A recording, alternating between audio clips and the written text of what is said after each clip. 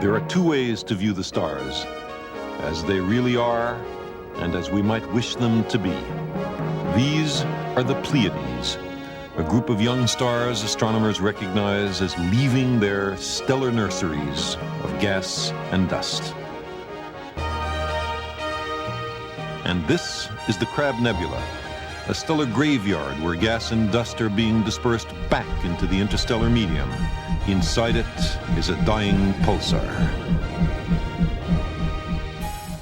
Both the Pleiades and the Crab Nebula are in a constellation that astrologers long ago named Taurus the Bull. They imagined it to influence our daily lives.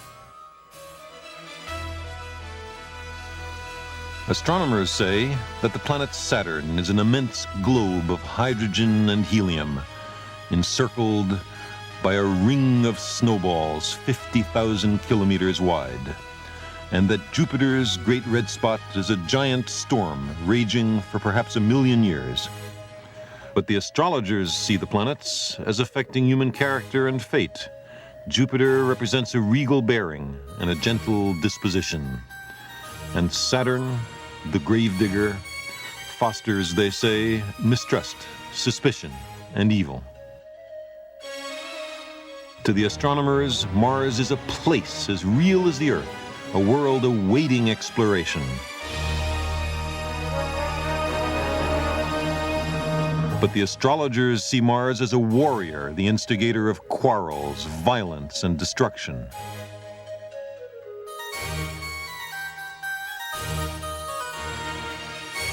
Astronomy and astrology were not always so distinct. For most of human history, the one encompassed the other. But there came a time when astronomy escaped from the confines of astrology. The two traditions began to diverge in the life and mind of Johannes Kepler. It was he who demystified the heavens by discovering that a physical force lay behind the motions of the planets. He was the first astrophysicist and the last scientific astrologer.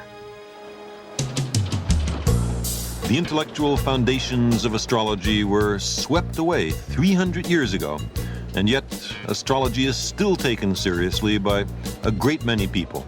Have you ever noticed how easy it is to find a magazine on astrology? Virtually every newspaper in America has a daily column on astrology. Almost none of them have even a weekly column on astronomy. People wear astrological pendants, check their horoscopes before leaving the house. Even our language preserves an astrological consciousness. For example, take the word disaster. It comes from the Greek for bad star. The Italians once believed that disease was caused by the influence of the stars. It's the origin of our word influenza. The zodiacal signs used by astrologers even ornament this statue of Prometheus in New York City. Prometheus, who stole fire from the gods. When the moon is in the seventh house and Jupiter aligns with Mars, then peace will... What is all this astrology business? Fundamentally, it's the contention that which constellations the planets are in at the moment of your birth profoundly influences your future. A few thousand years ago, the idea developed that the motions of the planets determine the fates of kings, dynasties, empires. Astrologers studied the motions of the planets and asked themselves what had happened last time that, say, Venus was rising in the constellation of the Goat. Maybe something similar would happen this time as well. It was a subtle and risky business. Astrologers became employed only by the state. In many countries, it became a capital offense for anyone but the official astrologer to read the portents in the skies. Why? Because a good way to overthrow a regime was to predict its downfall. Chinese court astrologers who made inaccurate predictions were executed. Others simply doctored the records so that afterwards they were in perfect conformity with events. Astrology developed into a strange discipline, a mixture of careful observations, mathematics, and record keeping with fuzzy thinking and pious fraud. Nevertheless, astrology survived and flourished. Why? Because it seems to lend a cosmic significance to the routine of our daily lives. It pretends to satisfy our longing to feel personally connected with the universe. Astrology suggests a dangerous fatalism. If our lives are controlled by a set of traffic signals in the sky, why try to change anything?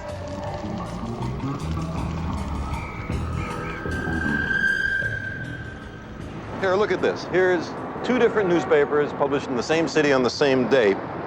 Let's see what they do about astrology. Suppose you were a Libra that is born between September 23rd and October 22nd. According to the astrologer for the New York Post, compromise will help ease tension. Well, maybe. It's sort of vague. According to the New York Daily News' astrologer, demand more of yourself. Well, also vague, but also pretty different.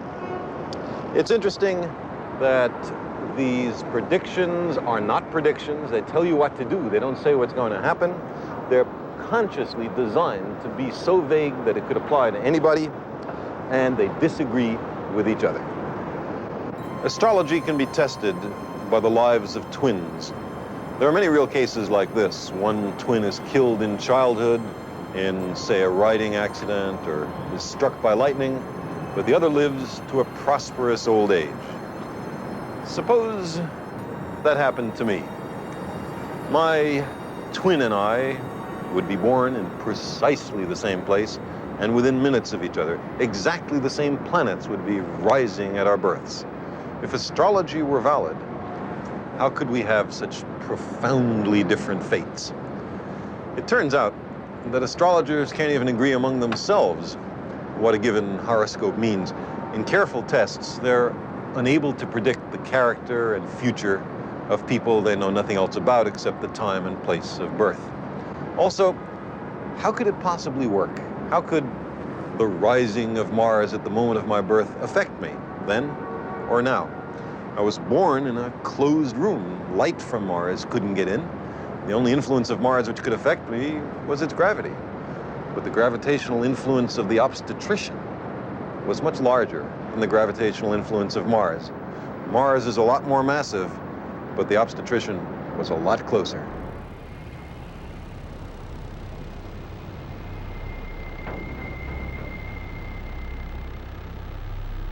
The desire to be connected with the cosmos reflects a profound reality. For we are connected, not in the trivial ways that the pseudoscience of astrology promises, but in the deepest ways.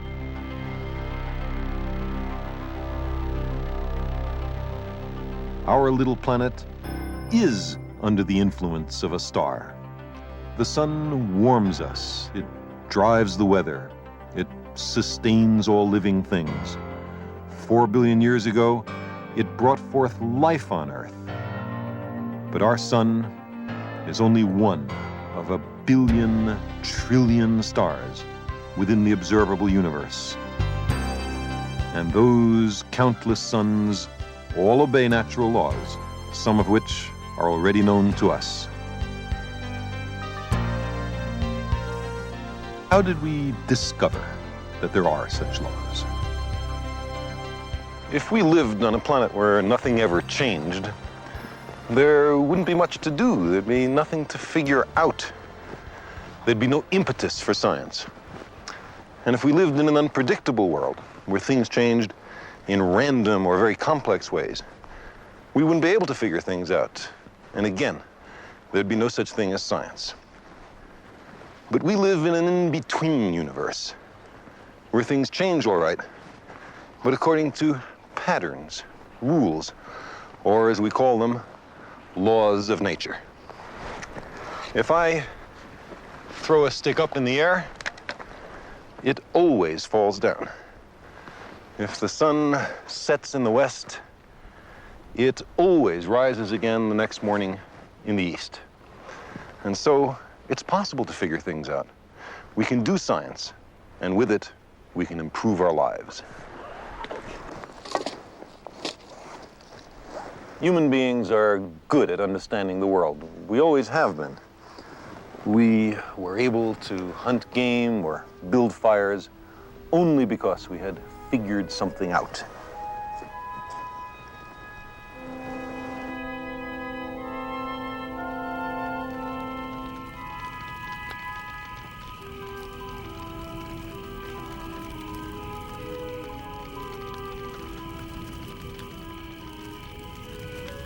There once was a time, before television, before motion pictures, before radio, before books.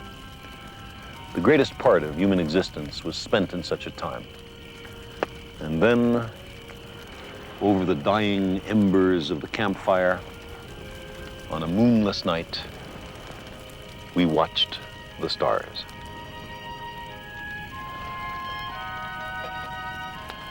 The night sky is interesting. There are patterns there. If you look closely, you can see pictures. One of the easiest constellations to recognize lies in the northern skies. In North America, it's called the Big Dipper. The French have a similar idea. They call it la casserole, the casserole.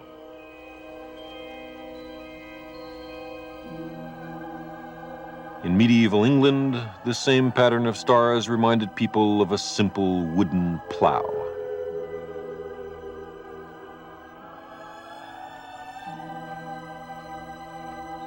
The ancient Chinese had a more sophisticated notion.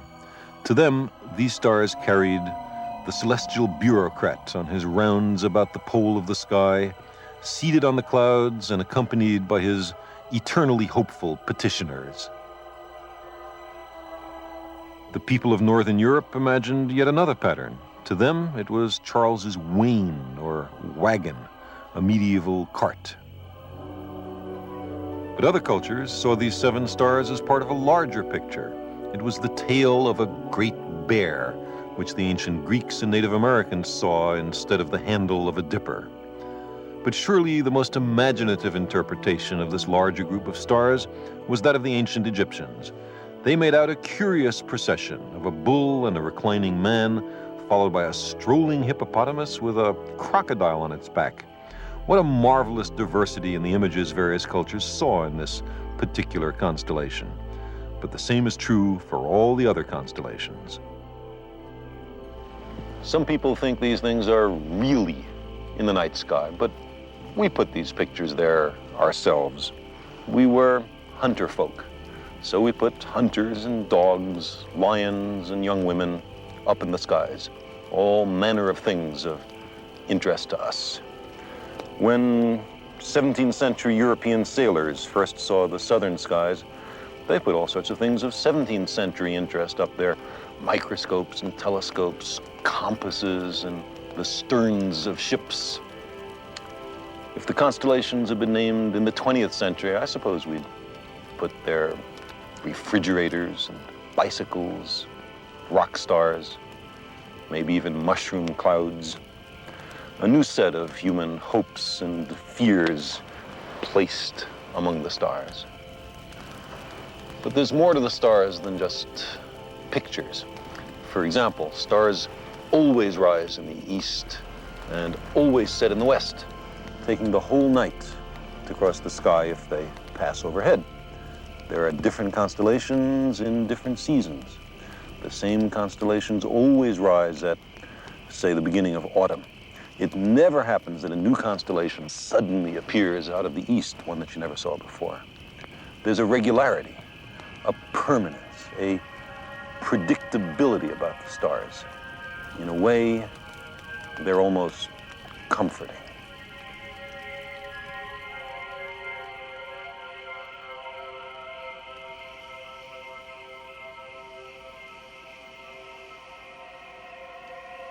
The return of the sun after a total eclipse. Its rising in the morning after its troublesome absence at night. And the reappearance of the crescent moon after the new moon all spoke to our ancestors of the possibility of surviving death. Up there in the skies was a metaphor of immortality. Almost 1,000 years ago in the American Southwest, the Anasazi people built a stone temple, an astronomical observatory to mark the longest day of the year. Dawn on that day must have been a joyous occasion, a celebration of the generosity of the sun.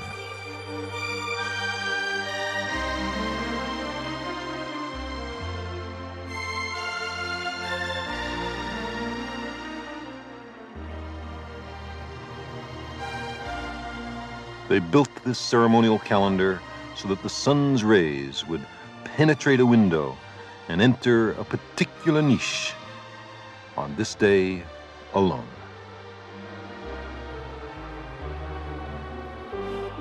That kind of precision is a triumph of human intelligence.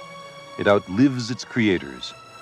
Today, this is a lonely place. The Anasazi people are no more. They had learned to predict the changing of the seasons. They could not predict the changing of the climate and the failure of the rains. But their temple continues to catch the sun's first rays on the summer solstice.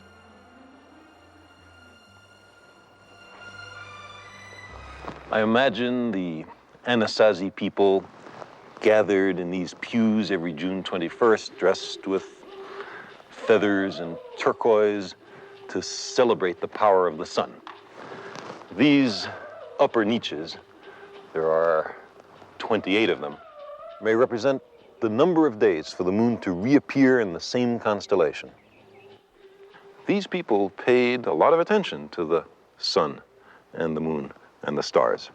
And other devices based on somewhat similar designs can be found in Angkor Wat in Cambodia, Stonehenge in England, Abu Simbel in Egypt, Chichen Itza in Mexico, and in the Great Plains of North America.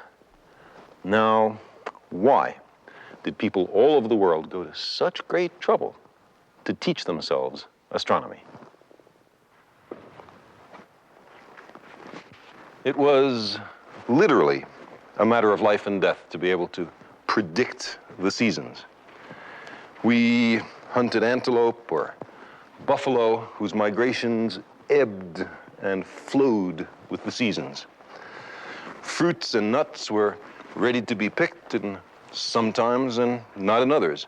When we invented agriculture, we had to take care and sow our seeds and harvest our crops at just the right season. Annual meetings of far-flung nomadic peoples were set for prescribed times. Now, some alleged calendrical devices might be due to chance. For example, the accidental alignment of a window and a niche. But there are other devices wonderfully different.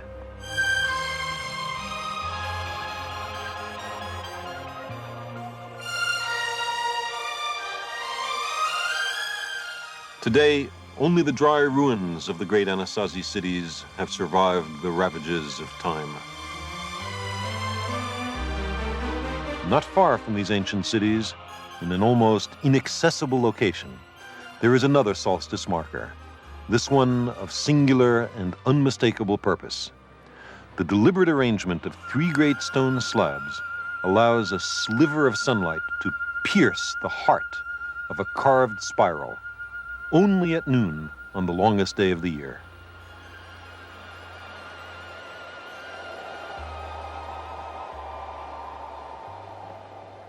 The wind whips through the canyons here in the American Southwest, and there's no one to hear it but us. A reminder of the 40,000 generations of thinking men and women who preceded us, about whom we know next to nothing, upon whom our society is based.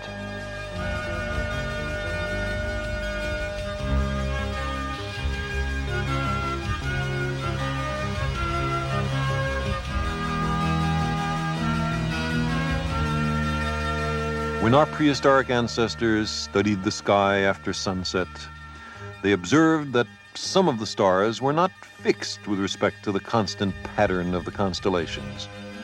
Instead, 5 of them moved, slowly forward across the sky, then backward for a few months, then forward again, as if they couldn't quite make up their minds. We call them planets, the Greek word for wanderers. These planets presented a profound mystery. The earliest explanation was that they were living beings. How else explain their strange, looping behavior? Later, they were thought to be gods, and then disembodied astrological influences. But the real solution to this particular mystery is that the planets are worlds, that the Earth is one of them, and that they all go around the sun according to precise mathematical laws. This discovery has led directly to our modern global civilization. The merging of imagination with observation produced an exact description of the solar system. Only then could you answer the fundamental question, the one at the root of modern science. What makes it all go? 2,000 years ago, no such question would even have been asked. The prevailing view had then been formulated by Claudius Ptolemy, an Alexandrian astronomer and also the preeminent astrologer of his time. Ptolemy believed that the Earth was at the center of the universe, that the sun and the moon and the planets like Mars went around the Earth. It's the most natural idea in the world. The Earth seems steady, solid, immobile, while we can see the heavenly bodies rising and setting every day. But then, how explain the loop-the-loop motion of the planets in the sky, Mars, for example? This little machine shows Ptolemy's model. The planets were imagined to go around the Earth, attached to perfect crystal spheres, but not attached directly to the spheres, but indirectly through a kind of off-center wheel.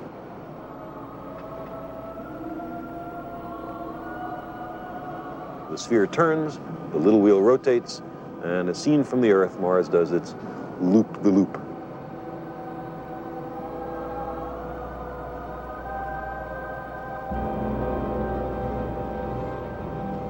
This model permitted reasonably accurate predictions of planetary motion, where a planet would be on a given day. Certainly good enough predictions for the precision of measurement in Ptolemy's time and much later. Supported by the Church through the Dark Ages, Ptolemy's model effectively prevented the advance of astronomy for 1,500 years. Finally, in 1543, a quite different explanation of the apparent motion of the planets was published by a Polish cleric named Nicholas Copernicus. Its most daring feature was the proposition that the sun, not the Earth, was at the center of the universe. The Earth was demoted to just one of the planets. The retrograde or loop-the-loop motion happens as the Earth overtakes Mars in its orbit. You can see that from the standpoint of the Earth, Mars is now going slightly backwards, and now it is going in its original direction. This Copernican model worked at least as well as Ptolemy's crystal spheres. But it annoyed an awful lot of people. The Catholic Church later put Copernicus's work on its list of forbidden books. And Martin Luther described Copernicus in these words. He said, "People give ear to an upstart astrologer. This fool wishes to reverse the entire science of astronomy." Close quote. The confrontation between the two views of the cosmos, Earth-centered and sun-centered, reached its climax with a man who, like Ptolemy, was both an astronomer and an astrologer.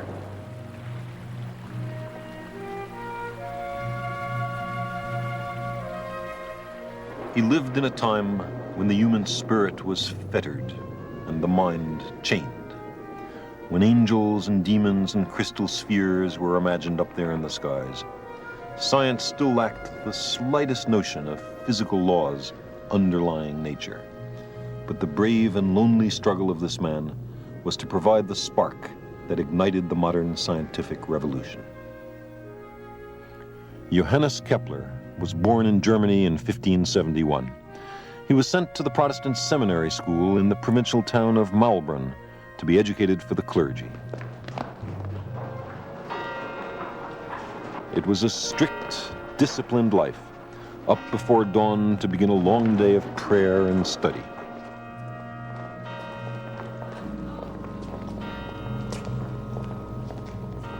This was the age of the Reformation.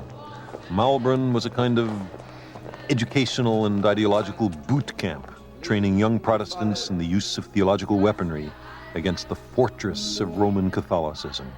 Denn ich befehle mich, meinen Leib und Seele, alles in deine Hände.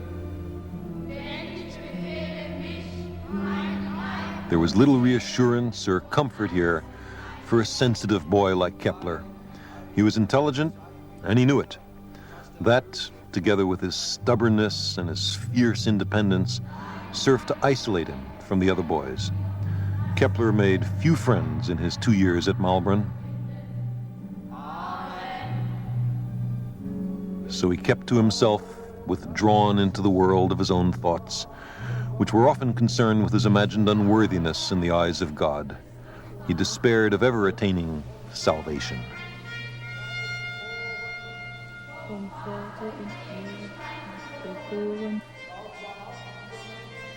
But God to him was more than punishment. God was also the creative power of the universe. And the young Kepler's curiosity about God was even greater than his fear. He wanted to know God's plan for the world. He wanted to read the mind of God. This was his obsession. It was to inspire all his great achievements. It was to take him and Europe out of the cloister of medieval thought.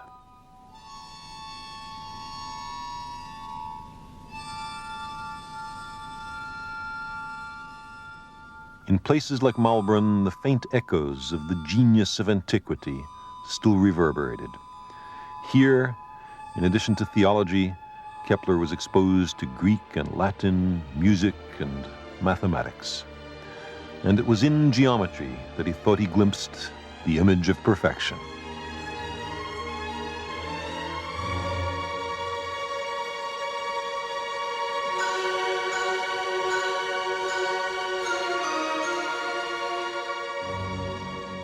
He was later to write, "Geometry existed before the creation. It is co-eternal with the mind of God. Geometry provided God with a model for the creation. Geometry is God himself."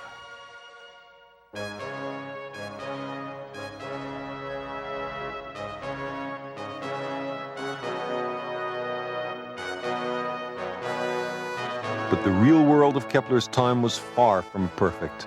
It was haunted by fear, pestilence, famine, and war. Superstition was a natural refuge for people who were powerless. Only one thing seemed certain: the stars themselves. It was remembered that in ancient times the astrologer Ptolemy and the sage Pythagoras had taught that the heavens were harmonious and changeless. And Ptolemy had said that the motions of the planets through the stars of the zodiac were portents of events here below. Was it the influence of Mars and Venus that made his father a brutal man, a mercenary who had abandoned him?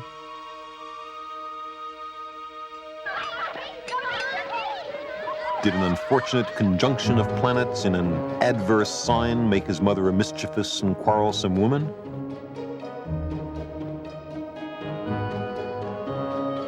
If such things were fated by the stars, then perhaps there were hidden patterns underlying the unpredictable chaos of daily life.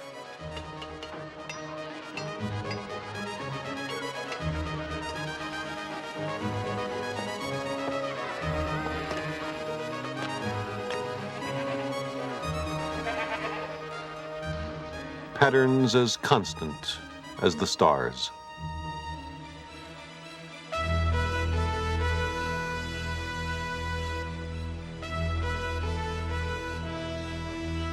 But how could you discover them?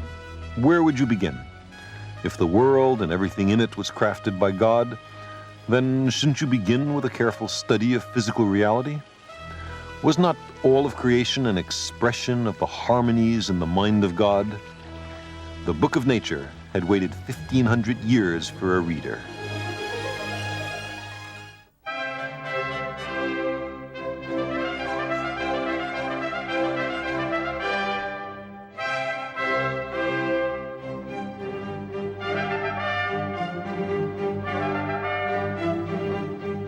1589, Kepler left Malbrunn to continue his studies at the great university in Tübingen.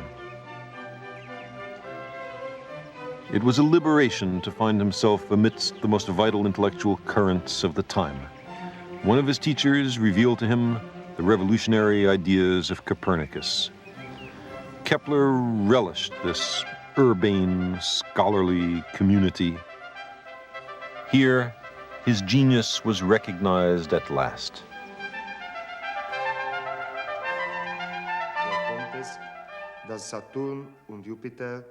Kepler was not to be ordained after Tübingen. Instead, to his great surprise, he found himself summoned to Graz in Austria to become a teacher of high school mathematics. Kepler was not a very good teacher. The first year in Graz's mathematics class had only a handful of students. The second year, none. He mumbled, he digressed, he was at times utterly incomprehensible. He was distracted by an incessant clamor of speculations and associations that ran through his head.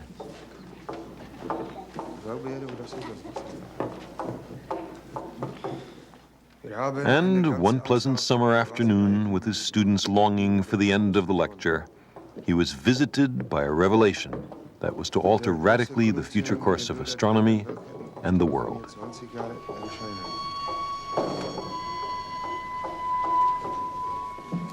There were only 6 planets known in his time: Mercury, Venus, Earth, Mars, Jupiter, and Saturn. For some time, Kepler had been wondering, why only 6 planets? Why not 20 planets or 100? And why this particular spacing between their orbits? No one had ever asked such questions before.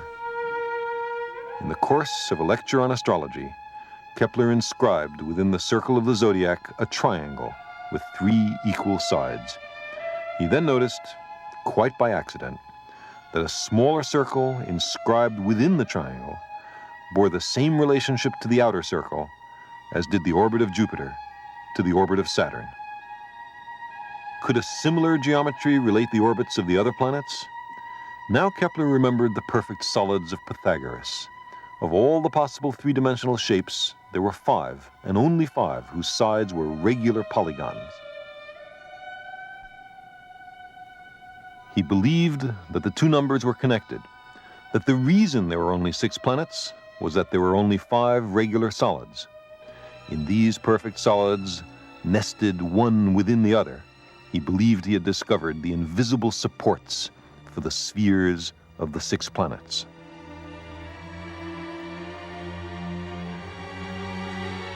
And this connection between geometry and astronomy could, he thought, admit only one explanation: the hand of God, mathematician.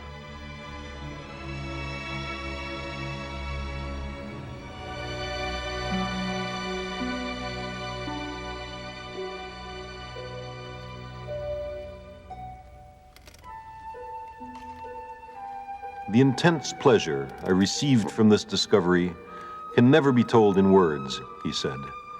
Now I no longer became weary at work. Days and nights I passed in mathematical labors until I could see whether my hypothesis would agree with the orbits of Copernicus or if my joy would vanish into thin air.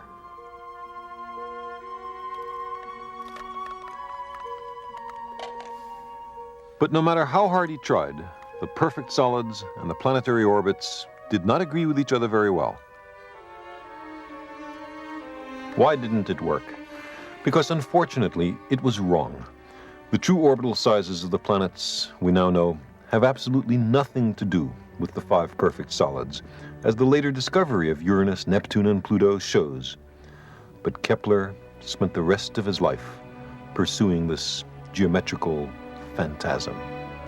He couldn't abandon it, and he couldn't make it work. His frustration must have been enormous. Finally, he decided that it must be the long-accepted planetary observations that were inaccurate, and not his model of the nested solids. There was only one man in the world who had access to more precise observations. That man was Tycho Brahe, who, as chance would have it, had recently written Kepler to come and join him. Kepler was reluctant at first, but he had no choice.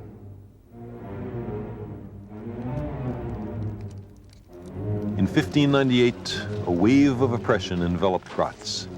It was spearheaded by the local archduke, who vowed to restore the Catholic faith to the province and, in his own words, would rather make a desert of the country than rule over heretics.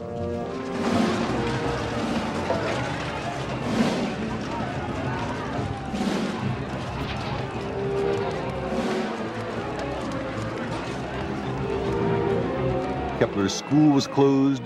People were forbidden to worship or to sing hymns or to own books of a heretical nature. Those who refused to embrace Catholicism were fined 10% of their assets and exiled from the country on pain of death. Kepler chose exile.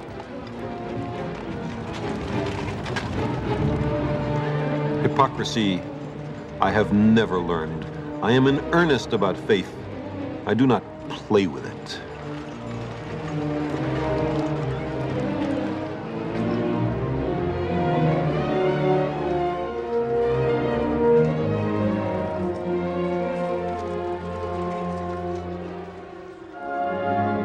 For Kepler, it was only the first in a series of exiles forced upon him by religious fanatics.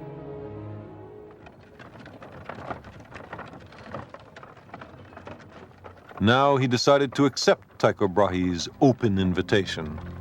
Brahe, a wealthy Danish nobleman, lived in great splendor and had recently been appointed imperial mathematician at Prague. Kepler left Graz with his wife and stepdaughter and set out on the difficult journey. Kepler's wife was not a happy woman. She was chronically ill and had recently lost 2 young children. The marriage itself was no comfort. She had no understanding of her husband's work and regarded his profession with contempt.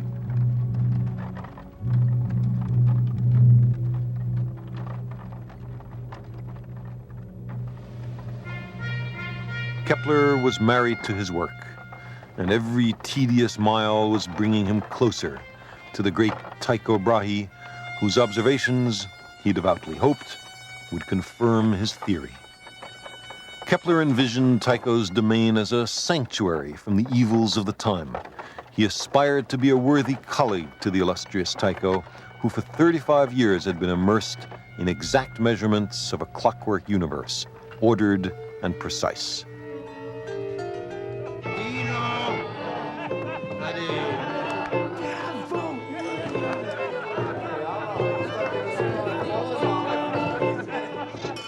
But Tycho's court was not at all what Kepler had expected.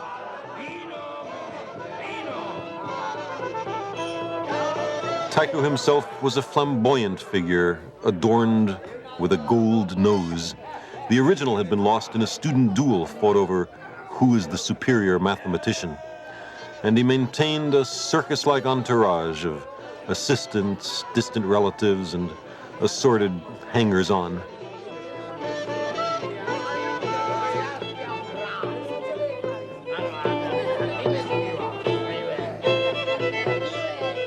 Kepler had no use for the endless revelry.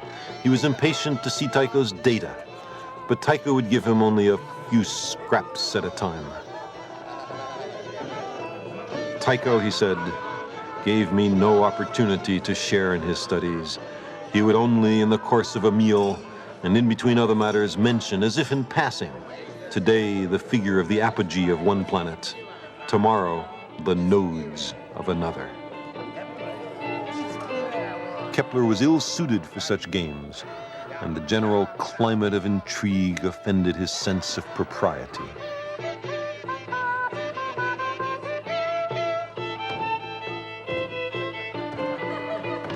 Their cruel mockery of the pious and scholarly Kepler depressed and saddened him. My opinion of Tycho is this. He's superlatively rich, but knows not how to make proper use of it. Tycho possesses the best observations. He also has collaborators. He lacks only the architect who would put all this to use.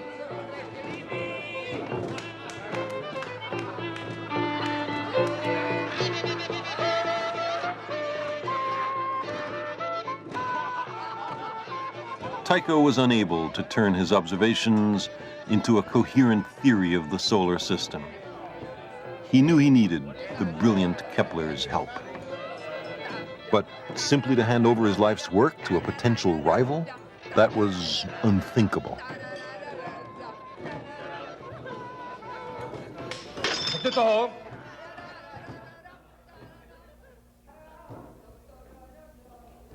Tycho was the greatest observational genius of the age, and Kepler the greatest theoretician.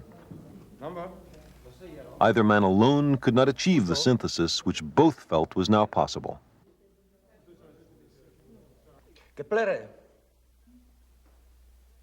The birth of modern science, which is the fusion of observation and theory, teetered on the precipice of their mutual distrust.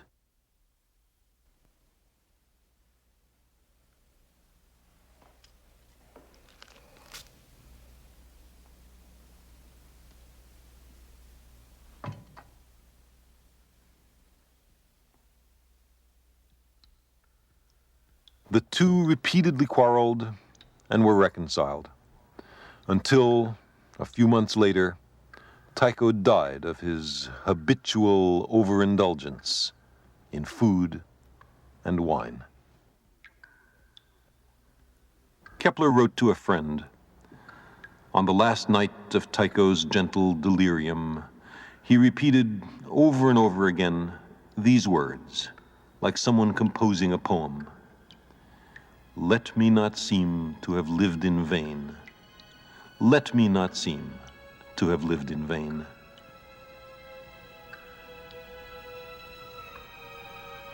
And he did not.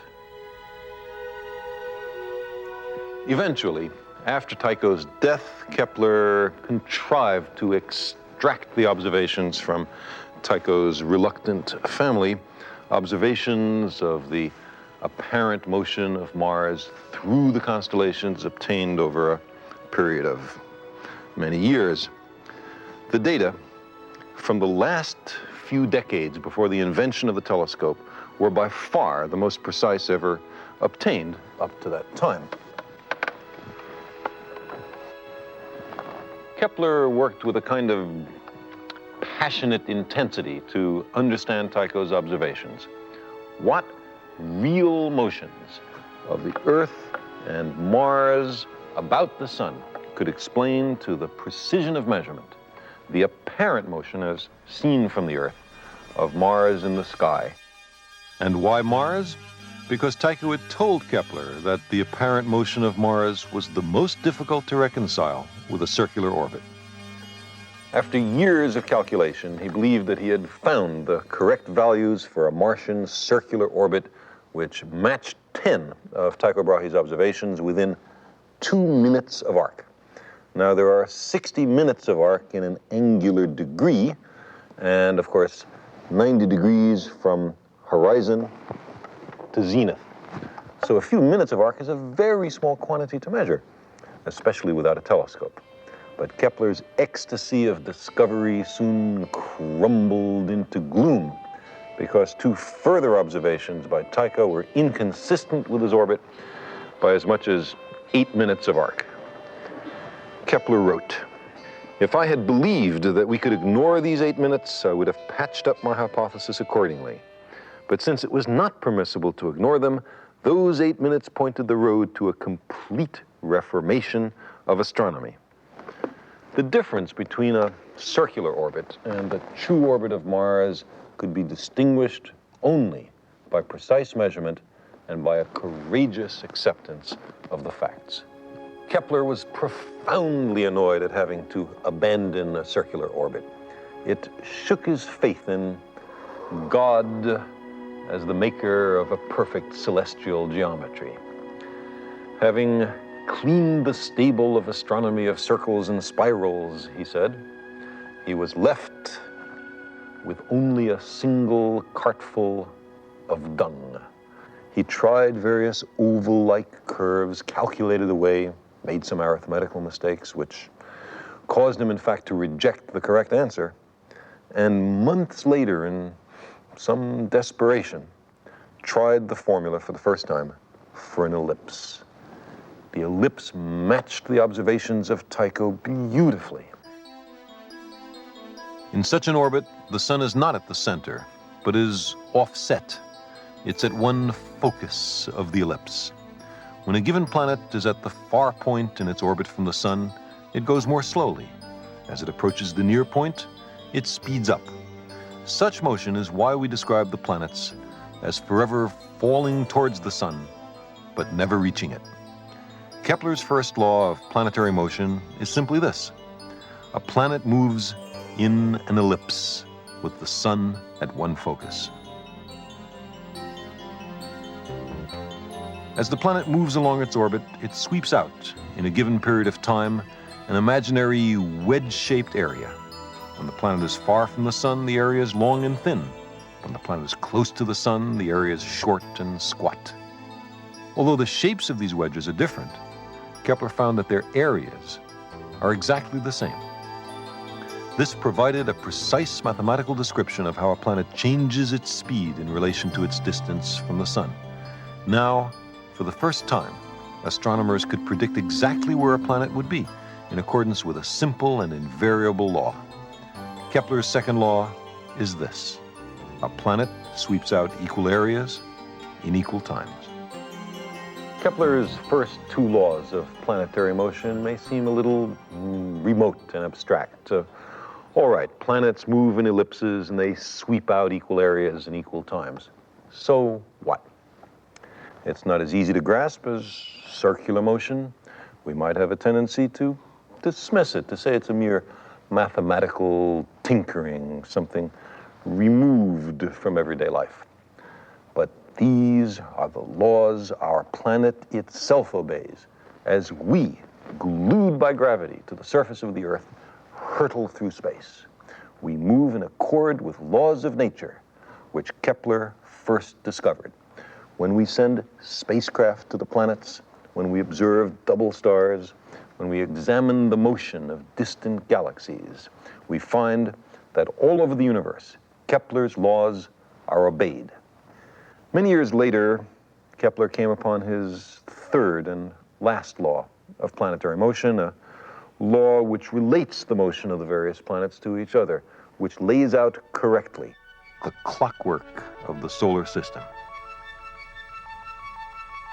He discovered a simple mathematical relationship between the size of a planet's orbit and the average speed at which it travels around the sun. This confirmed his long-held belief that there must be a force in the sun that drives the planets, a force stronger for the inner fast-moving planets and weaker for the outer slow-moving planets. Isaac Newton later identified that force as gravity, answering at last the fundamental question: what makes the planets go? Kepler's third, or harmonic law, states that the squares of the periods of the planets, the time for them to make one orbit, are proportional to the cubes, the third power, of their average distances from the sun. So the further away a planet is from the sun, the slower it moves, but according to a precise mathematical law. Kepler was the first person in the history of the human species to understand correctly and quantitatively how the planets move, how the solar system works.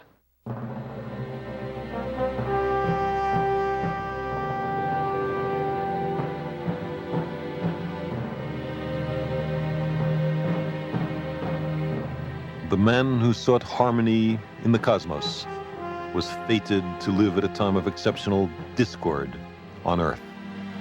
Exactly 8 days after Kepler's discovery of his third law, there occurred in Prague an incident that unleashed the devastating 30 Years' War. The war's convulsions shattered the lives of millions of people. Kepler lost his wife and young son to an epidemic spread by the soldiery. His royal patron was deposed, and he was excommunicated from the Lutheran Church for his uncompromising independence. on questions of belief. He was a refugee once again. The conflict, portrayed on both sides as a holy war, was more an exploitation of religious bigotry by those hungry for land and power.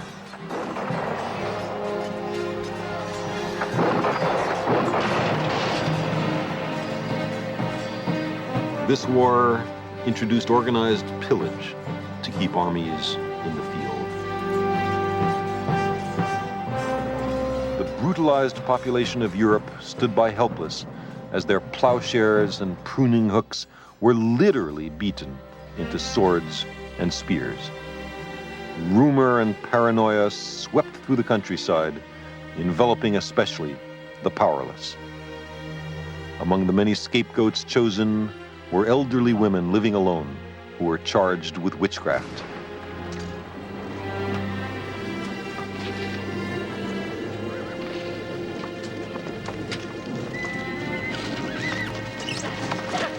Kepler's mother was taken away in the middle of the night in a laundry chest. It took Kepler 6 years of unremitting effort to save her life. In Kepler's little hometown, about 3 women were arrested, tortured, and killed as witches every year between 1615 and 1629. And Katerina Kepler was a cantankerous old woman. She engaged in disputes which annoyed the local nobility, and she sold drugs. Poor Kepler thought that he himself had contributed inadvertently to his mother's arrest. It came about because he had written one of the first works of science fiction. It was intended to explain and popularize science and was called The Somnium, The Dream.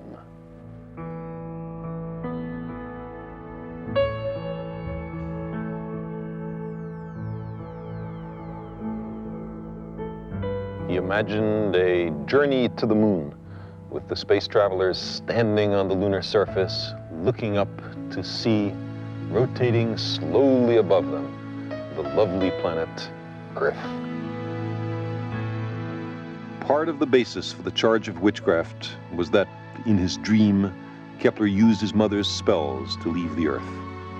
But he really believed that one day human beings would launch celestial ships with sails adapted to the breezes of heaven, filled with explorers who, he said, would not fear the vastness of space.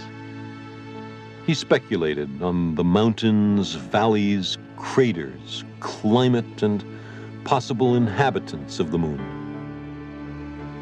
Before Kepler, astronomy had little connection with physical reality. But with Kepler came the idea that a physical force moves the planets in their orbits. He was the first to combine a bold imagination with precise measurements to step out into the cosmos. It changed everything.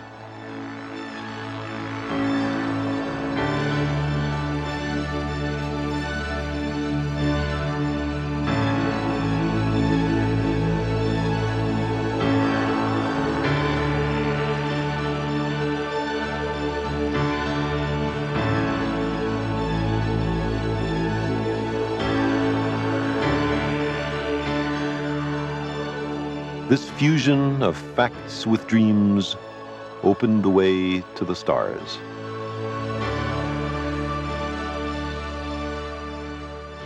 As a boy, Kepler had been captured by a vision of cosmic splendor, a harmony of the worlds, which he sought so tirelessly all his life. Harmony in this world eluded him. His 3 laws of planetary motion represent, we now know, a real harmony of the worlds.